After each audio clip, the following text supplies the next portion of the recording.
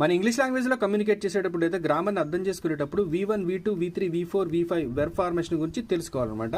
పిల్లలు పెద్దలు వీటిలో క్లారిటీ తెచ్చుకున్నట్లయితే మీరు క్లియర్గా మీరు ఇంగ్లీష్ మాట్లాడవచ్చు, లేదంటే మీకు ఇంగ్లీష్ గ్రామర్పై మంచి గ్రిప్ అనేది వస్తుంది. అసలు V1 అంటే ఏంటి? V1 అంటే ఇక్కడ స్పీక్ అనే వెర్బ్ని మనం V1గా చెప్తాం అనమాట. అంటే దీన్ని దేనికి ఉపయోగిస్తారంటే తరచుగా అలవాటుగా జరిగే పనులను తెలియజేయడానికి ఉపయోగిస్తారు. ఐవి తర్వాత ఇక్కడ స్పీక్ అనేది ఉపయోగిస్తాం. ఐ స్పీక్ ఇంగ్లీష్ ఎవ్రీడే అంటే నేను ప్రతిరోజు ఇంగ్లీష్లో మాట్లాడతాను. ఇక్కడ V5 వచ్చింది. దీన్ని కూడా తరచుగా అలవాటుగా ప్రతిరోజు జరిగే పనులను తెలియజేయడానికి ఉపయోగిస్తారు. ఇక్కడ V5ని మనం ఎలా ఉపయోగిస్తాం అంటే హీ షీట్ల తర్వాత ఉపయోగిస్తాం. హీ స్పీక్స్ ఇంగ్లీష్ ఎవ్రీడే, అతను ప్రతిరోజు ఇంగ్లీష్లో మాట్లాడతాడు. తర్వాత ఇక్కడ ముఖ్యంగా మీరు గమనించాల్సిన విషయం ఏంటంటే V2 అనమాట.